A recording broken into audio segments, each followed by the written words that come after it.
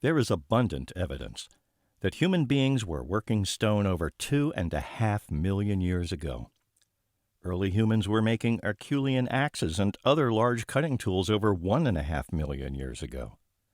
200,000 years ago, Middle Stone Age toolkits included scrapers, stone awls, the points of spears.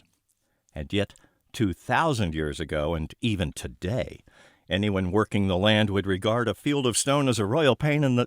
In the parable of the sower, Jesus described such places as having little soil. It would quickly dry out, which meant the seedlings would usually be unable to obtain the necessary moisture and avoid withering in the hot sun. They would be unable to put down roots, so even if they emerged in spite of such conditions, they couldn't be relied upon to weather even a short period of drought. Veteran cosmic rockers can recall the lyrics to a song by the Rolling Stones that includes the chant, "I ain't got no love, I ain't the kind to meet, 'cause she'll never break this heart of stone." The people listening to Jesus were equally well versed in Ezekiel and the chapter where God said, "I will give you a new heart and take away your heart of stone." Our own endurance is dependent upon the ability to put down roots. When our relationships are shallow, when our friendships are superficial, when our communities are inauthentic, we are at risk. Working to maintain relationships can be difficult. It may involve breaking rocks, preserving what little soil we have, and even bringing in the human equivalent of soil amendments. Where the relationships are worth having, because others value them as much as we do, we would not be unequally yoked while we work the soil.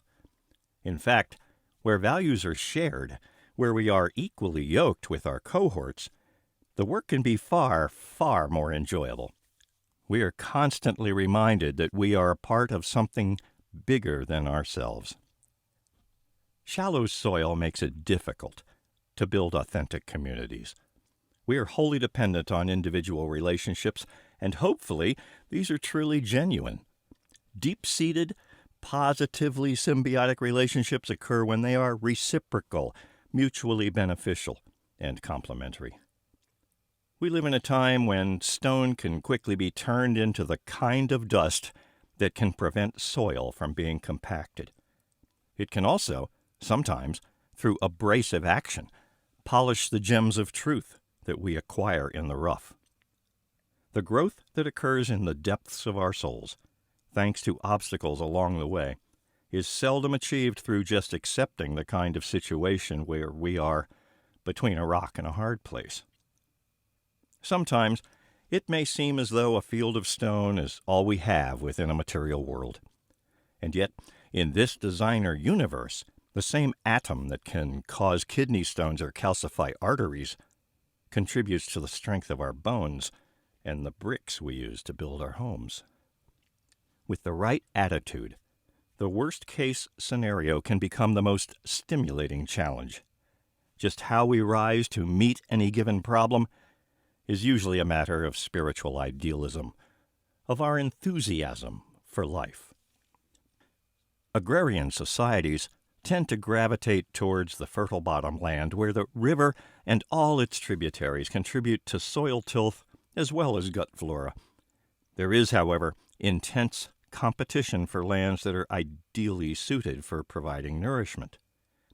The Aztecs found their promised land on a small island at the center of Lake Texcoco. They lashed reeds together and built rafts on lake wetlands and freshwater swamps. They scooped mud off the bottom and piled it onto these rafts to serve as soil for their produce. The plants would send roots through the soil, penetrate the bottom of the raft, and derive nutrients directly from the waters and later the deposits on the bottom. This heroic survival story included tales of these Shinampas that either included a gardener's hut or were adjacent to the gardener's household. The gardener would pole the raft garden to the marketplace. Eventually these rafts were lashed together, and poles were driven into the lake bottom. The island became the city of Tenochtitlan, and later on, Mexico City. Other, equally tenacious civilizations found ingenious ways to move water uphill. The Hanging Gardens of Babylon may eventually inspire a growing dome over your kitchen. Rivers running atop the walls of your house. Food and flora whenever and wherever you want or need it. And this is why the parable of the sower and the lessons that relate to providing favorable conditions for growth will always ring true. Today, crushed rock is used in most hydroponic systems, and approximately 1/3 of the recorded words of Jesus are in the form of parables. These parabolic analogies, many of which focus on spiritual growth, gracefully transcend time. Perhaps this is why we see so many signs that say, "You are closer to God's heart in a garden than anywhere else on earth."